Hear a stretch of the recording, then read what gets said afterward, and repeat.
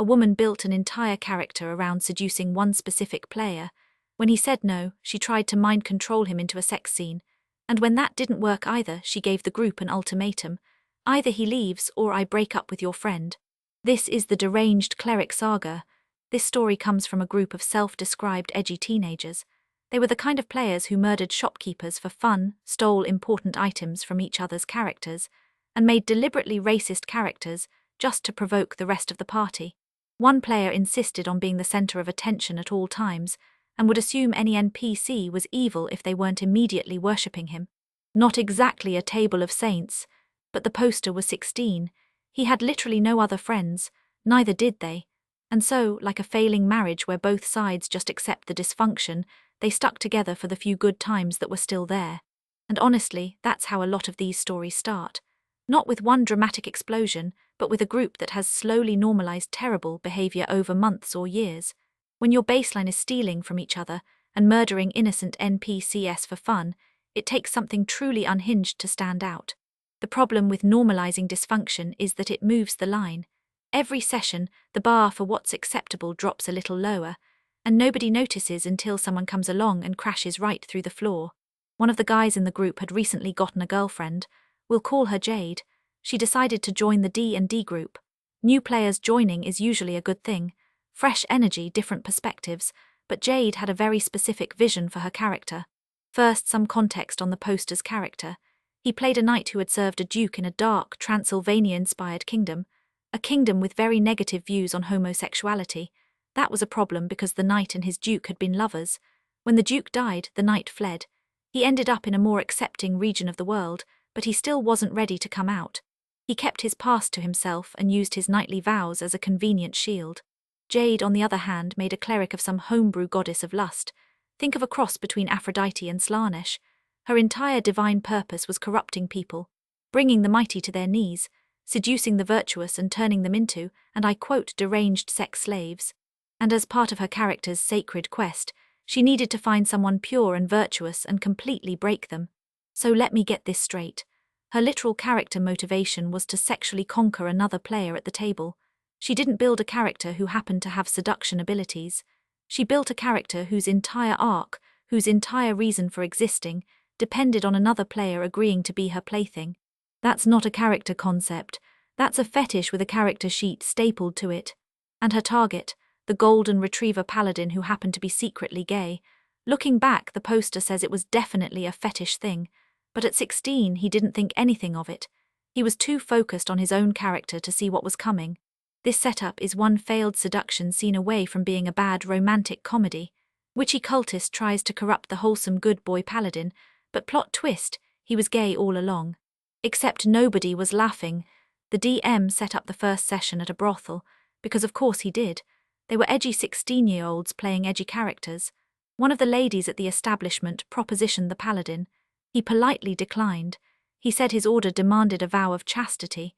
It was a convenient excuse to avoid the whole question without revealing his actual secret. But Jade noticed that excuse, and something clicked in her head, a challenge. From that session forward, she made it her personal mission to seduce this man's character. Not occasionally, not as a side thing, every single session. She would provocatively grab his character during social scenes.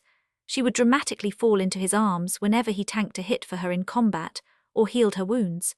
She turned every interaction, every moment of party cooperation, into another angle of attack in her seduction campaign. She tried flattery, she tried vulnerability, she tried the damsel in distress routine, she tried jealousy by flirting with NPCs in front of him. She pulled every trick in the book. And she got absolutely nowhere. Now here's where it gets almost poetic. The reason her campaign failed so completely wasn't because the paladin was nobly resisting temptation. It wasn't because he was suspicious of her motives. It wasn't even because he wasn't interested in women. It failed because the player was autistic. Social cues bounced off him like arrows off plate armor. He genuinely, sincerely, completely did not register what she was doing. Every smoldering glance, missed, every suggestive comment, went right over his head. Every dramatic fall into his arms, he just thought she was clumsy.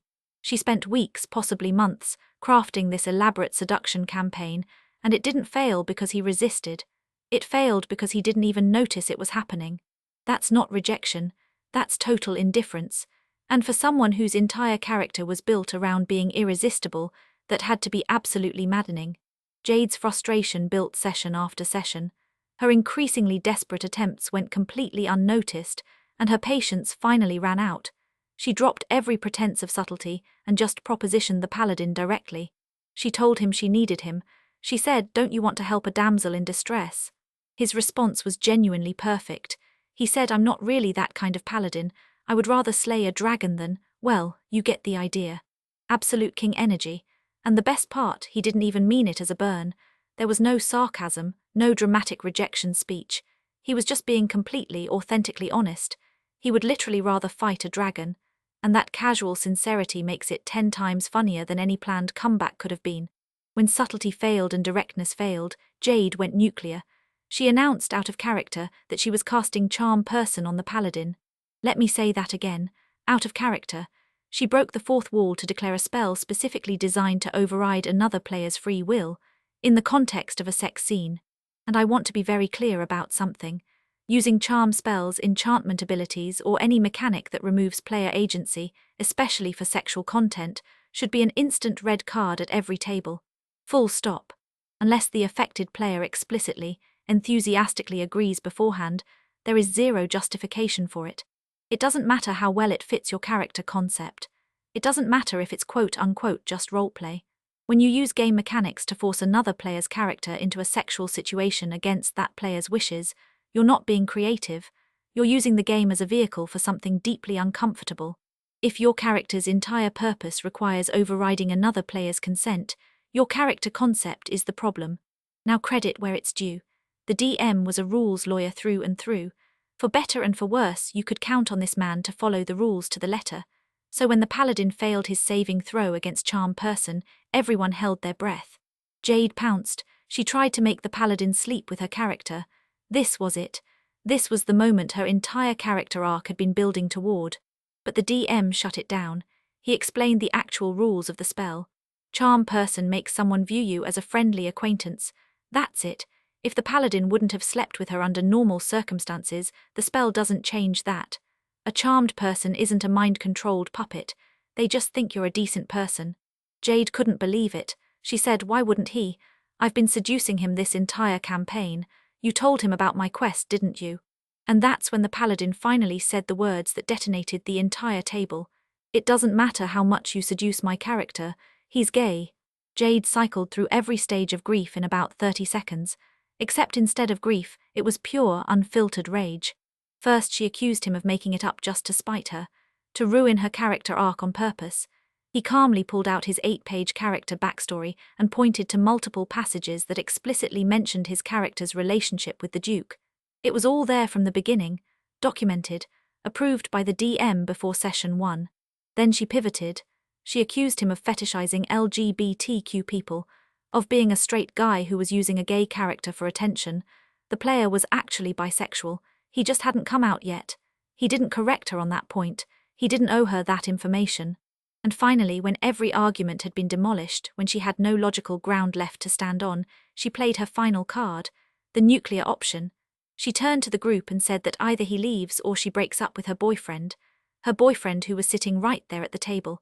One of the poster's only friends. A straight-up ultimatum, using a relationship as a weapon. Let's take a step back and look at what just happened. Over the course of this campaign, Jade harassed a player with unwanted sexual advances for weeks. She tried to use magic to force his character into a sex scene against the player's wishes. When she was rejected, she accused the victim of bigotry, against a community she claimed to be defending. And when all of that failed, she threatened to blow up someone's relationship because she didn't get her way. This isn't being a bad D&D player. This is a pattern of manipulative, abusive behavior that just happened to take place at a gaming table. The poster didn't wait for the ultimatum to play out. He didn't want to be the reason his friend's relationship ended, even though Jade was clearly the toxic one. So he quit the group himself. And looking back years later, he realized something important. He hadn't just been miserable because of Jade. He had been miserable with this entire group for a long time. The dysfunction, the edgelord behavior, the constant toxicity. Jade was just the final straw that made it impossible to ignore. He didn't play D&D again for 6 years after that. 6 years, One toxic group stole 6 years of this hobby from someone, and the worst part is that it wasn't even just Jade. She was the catalyst, sure, but the environment was already poisoned long before she arrived. She just turned it from a slow leak into a full explosion. If there's a lesson here, it's this: a bad group doesn't just ruin one session, it can make you walk away from something you love for years. Sometimes the bravest thing you can do isn't fighting to fix it, it's walking away and finding people who actually deserve to sit at a table with you. Outro. If you've ever had someone try to force romance on your character, or if you've been in a group where the dysfunction was so deep that it took something extreme to finally make you leave, drop your story in the comments. And if you want more tales of table terror, the full playlist is in the description.